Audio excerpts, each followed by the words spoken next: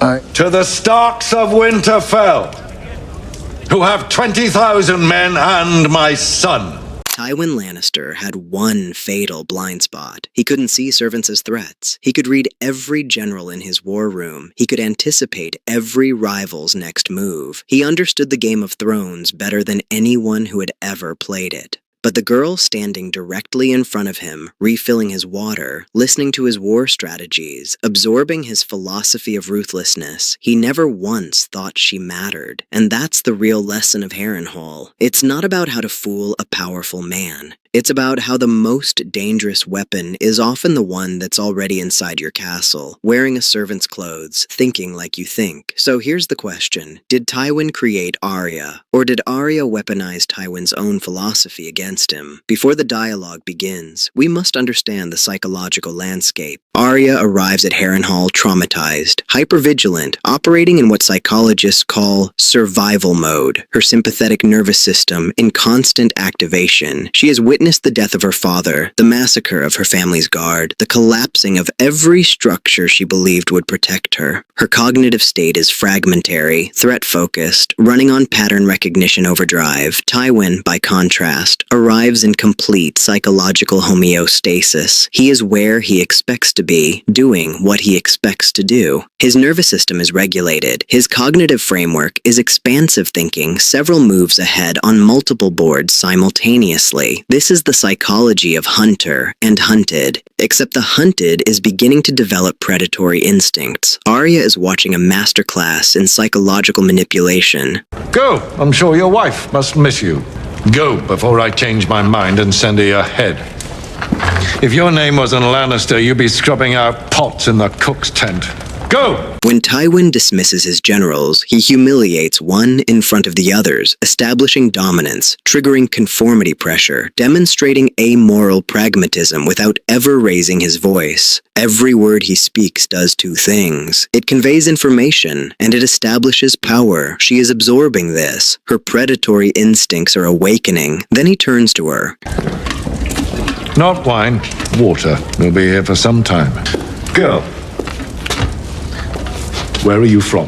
He employs what interrogation experts call tactical devaluation, treating her as beneath his concern. Just a servant, a girl, not worth interrogating. The order for water sets her role as utility. Then the false comfort question. Girl, where are you from? Her nervous system spikes to maximum alert. She has just watched his ruthlessness land on someone else. Now she is his sole focus. This is progressive pressure testing. He starts easy to establish baseline truthfulness. And who are the lords of Maiden Pool? Remind me. House Mouton, my lord. And what is their sigil?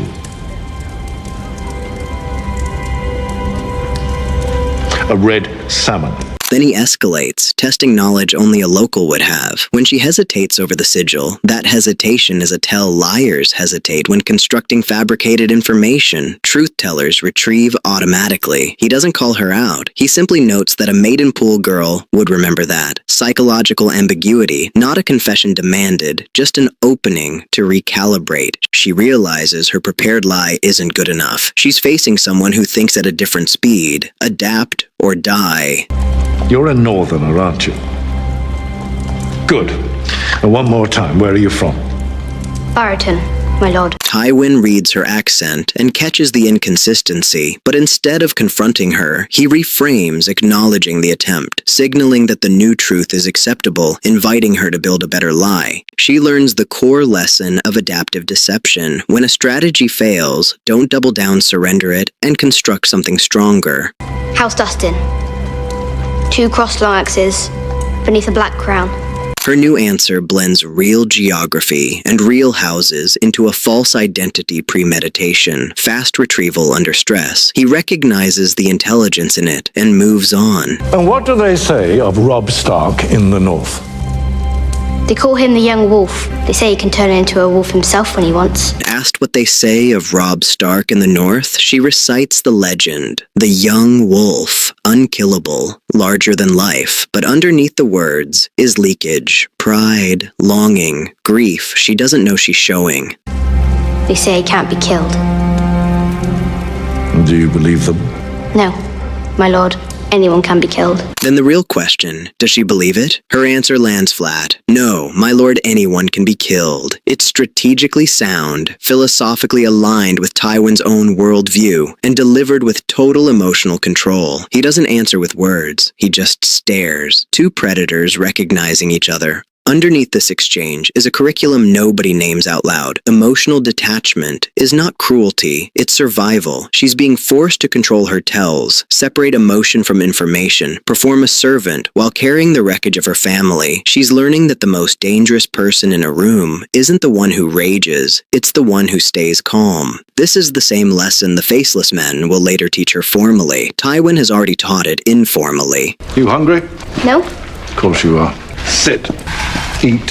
He has already begun her transformation. He offers her food from his own plate. Kindness, poison test, or power move deliberately unclear. When she hesitates, he tells her it's bad manners to refuse a lord's offer. She eats not from hunger, but because refusing would be more dangerous than complying. In that single gesture, she learns something bigger than the interrogation itself. Power doesn't just live in grand strategy. It lives in the offer of a meal. Every gesture carries hierarchy. Even kindness can be a leash. Who taught you to read? My father. Asked who taught her to read, she says her father. Taught my son Jamie to read.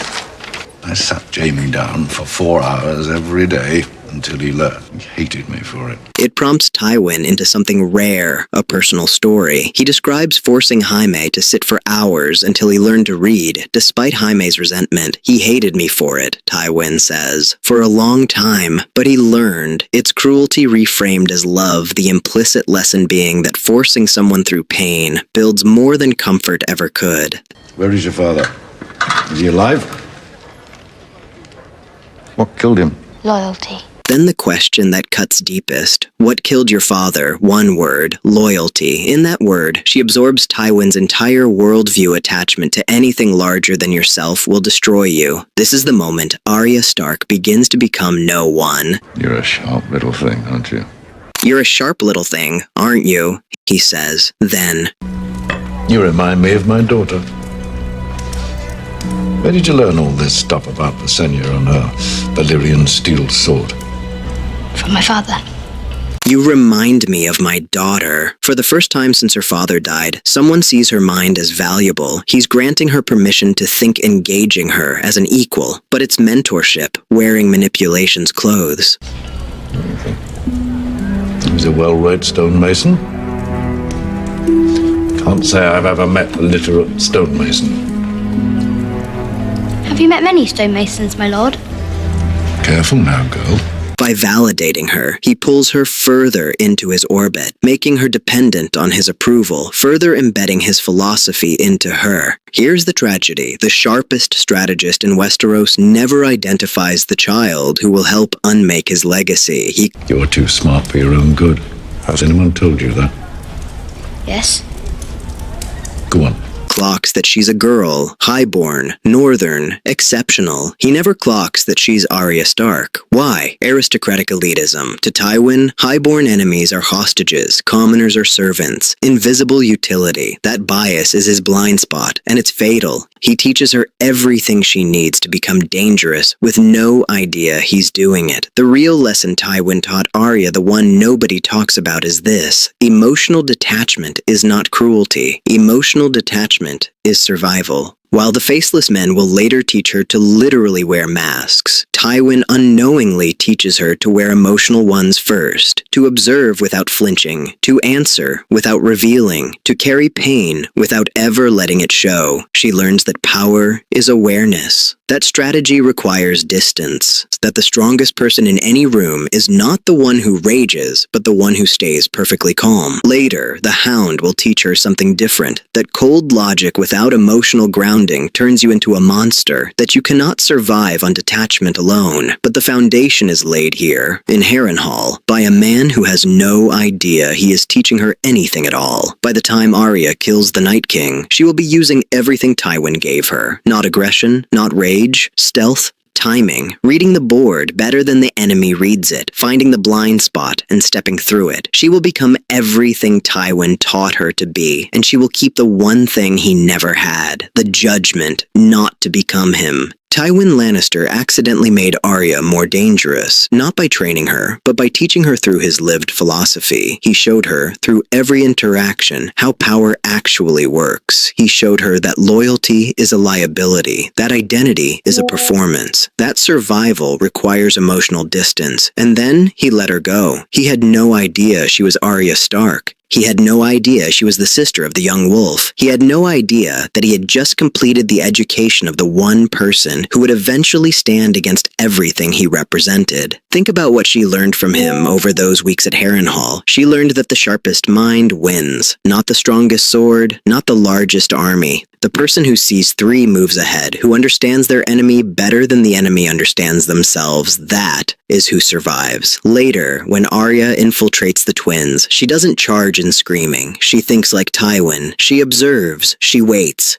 She finds the weakness in the system, and she exploits it without remorse. She learned that loyalty is fatal. Tywin told her directly or indirectly that attachment to a cause, to family, to identity will get you killed. Her father died loyal. Her mother died loyal. The young wolf died loyal. But Arya, she learned the other lesson. By the time she becomes no one, she has already become no one. Tywin taught her that lesson first. The Faceless Men simply formalized what he had already begun. They taught her the method. Tywin taught her the philosophy. She learned that the most dangerous weapon is the one nobody expects. Tywin was a man of grand strategy, massive armies, political maneuvering, long-term planning. He never imagined that the girl refilling his water glass could matter. That's his fatal blindness. By the end, the lion thought he was speaking to a servant. The wolf was already hunting, and the girl he dismissed, she became exactly what the world needed her to be. Someone who understood power the way he did, but with a moral compass he never possessed. That is the real accident. That is the real tragedy. Tywin Lannister made Arya Stark more dangerous by treating her like she didn't matter, and in doing so, he created the very instrument of his family's undoing. The question is not, did Tywin create Arya? The question is, how many other servants was he not seeing? How many other people in his life was he dismissing as threats while they were learning everything he had to teach them? Perhaps the most dangerous weapon is not the person you see coming. It's the person you never saw at all.